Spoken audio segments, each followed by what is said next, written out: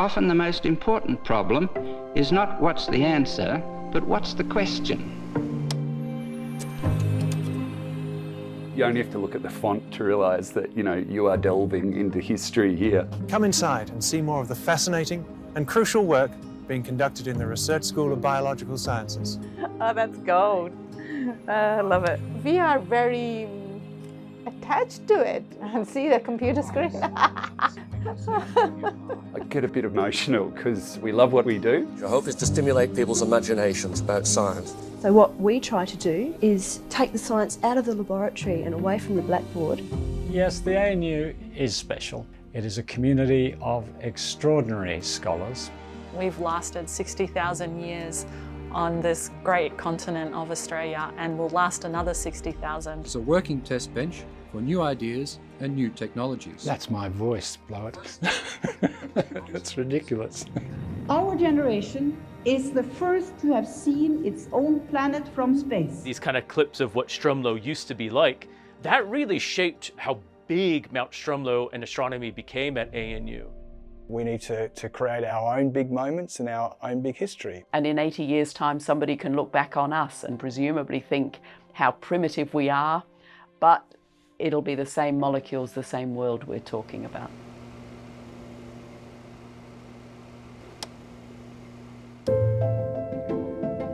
Here at the Australian National University, there's one other factor which accounts, probably more than all the rest, for the sort of place we are: our strong emphasis on research.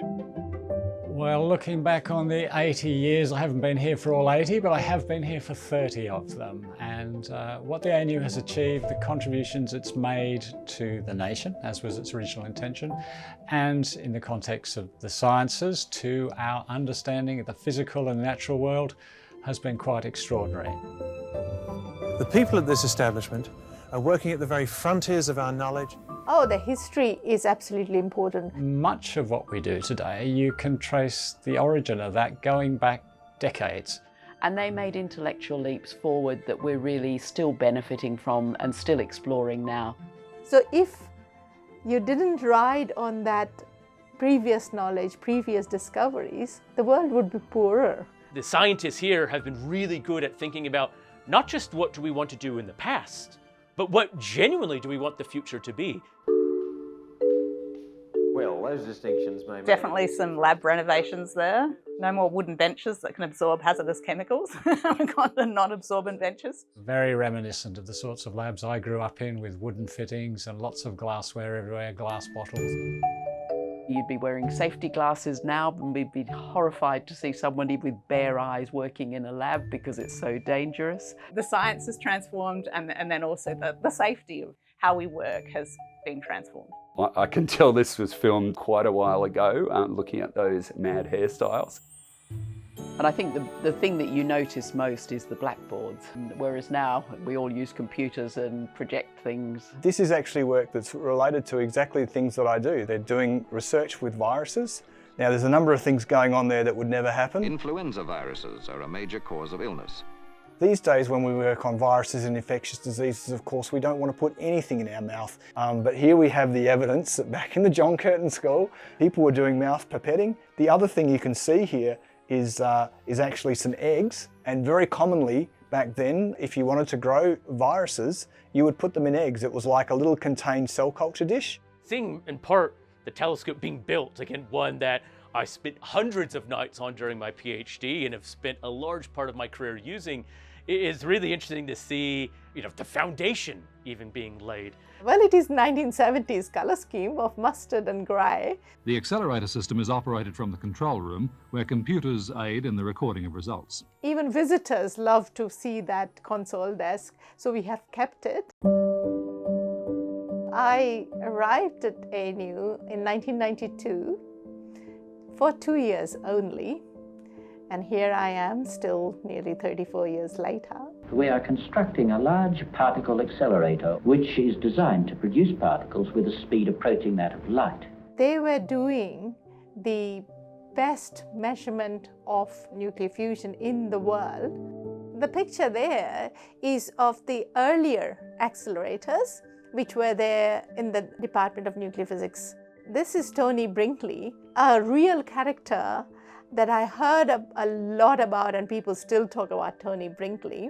One of the things we've done well here is retain some of the history and including some of the physical infrastructure. So if you go into the Heavy Iron Accelerator today, and it is an extraordinary place, underneath is absolutely state-of-the-art technology, but they have preserved a general feel that was true of the original place as well.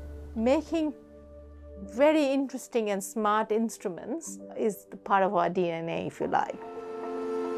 Shrimp's unique mass analyzer is the key to its outstanding success as a geological iron microprobe. I remember it very, very well because I was given the job of mapping out what the scenes would be and then setting up the props so that the video guy could do them. I've been working with Shrimp since I came to the ANU as a visitor in 1981, and my job was to try and get it working for the first analytical work. And we actually got some of our first publishable analyses out of it, and it really set the world on fire because we were the first and only people able to do the sort of work it was doing. I'm very proud of the rich history of the lab.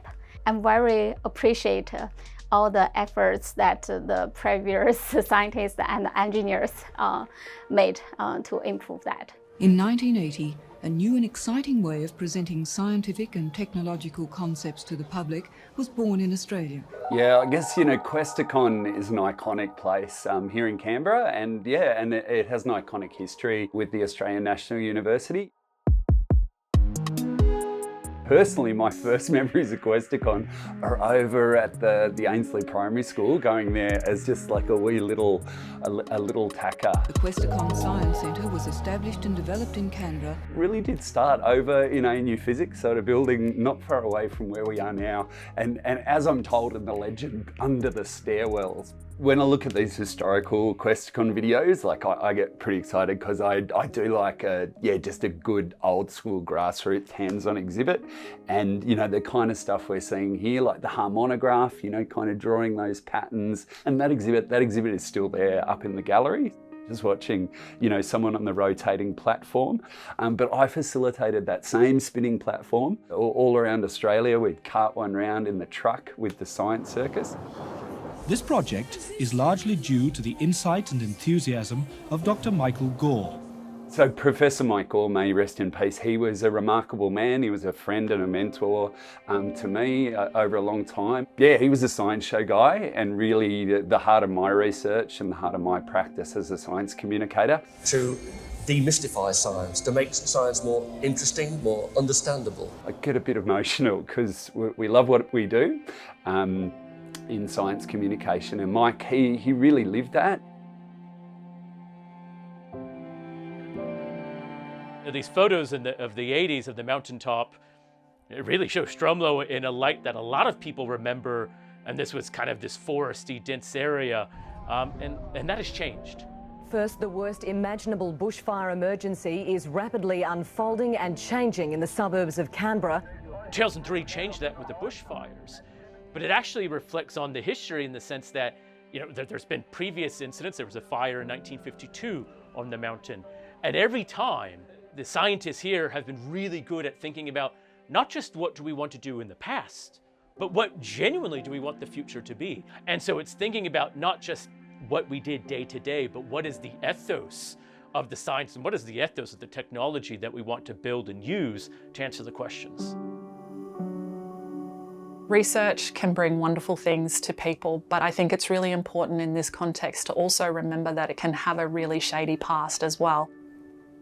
It's really hard to make peace when you look at the history of how research was conducted and the reason why we exist because of it. So the National Centre for Indigenous Genomics has been tasked with looking after a historical collection of blood samples. Most of our samples were collected between the 1960s and the 1970s, and it was a time when most Aboriginal and Torres Strait Islander people were living under the Act, where we had non-Indigenous people making decisions on our behalf. So that means that the samples in our collection are highly likely to be collected without informed consent.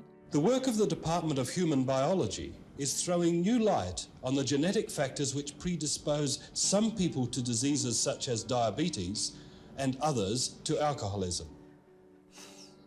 It's a really hard time for Aboriginal people. It's a sign of the times as well about what they thought of First Nations people, of Aboriginal and Torres Strait Islander people.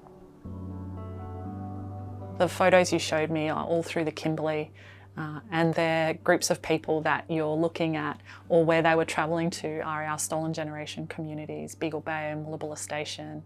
A lot of the samples were collected from stolen generation families who, you know, have already so much trauma from being removed from their families. We want the benefits of understanding disease and having better medications, and we want all Australians to benefit from this as well.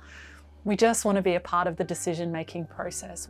We have had a history of extraction. We've had a history of people coming in and taking our knowledge without acknowledgement. And so while I think that it's okay to celebrate 80 years because it is an incredible milestone for such a wonderful university, I think we also have to acknowledge that some of this research has come off the backs of our First Nations people, often without credit. And I don't think that you can celebrate without remembering at the same time. It was a different era, and it would not have supported a lot of people who didn't quite fit the mainstream, and that includes women. So when I joined the department, I was the only woman staff member other than the administrator. The accelerator control room, there was no women's restroom. There were 2 men's restrooms, just like a few meters apart. Women are charged to do change as well as face the consequences of discrimination, whereas men can play a very strong role, and I would love to see that, and indeed people do. And in this instance, David Weiser just asked. He just asked as a human being, you know, what do you do? And then he took this simple step to change it. And that was remarkable, which is something we can do all the time. Those of you entering the Faculty of Science will be immediately aware of this. The video highlights the laboratory classes, and what immediately struck me is in that respect not much has changed. We still bring students together in relatively small groups. It's really what we do today, and that's fundamental to science. It's an experimental, in many cases, an experimental discipline, and that involves bringing people together to learn the sorts of techniques and methods that we use. There's nothing better to have giants of the field standing in front of a room full of our students and providing them with inspiration to keep going. It's great to be in a place that has a history that is so illustrious, and I think it's motivating for people who come to the school that they see these great things have been done. Certainly that's the way I wanted to do things when I started my career, is let's do difficult problems that will make a big difference. And all of science in the end consists in trying to make sense of our experiences, to understand our experiences. If we have no experience, then there's no science. What is enduring is the ethos of we will make it happen, we will do the best, we will do scientifically our very best. And that can-do attitude has remained. The attention to detail, the precision with which we will do things is the part which has remained unchanged.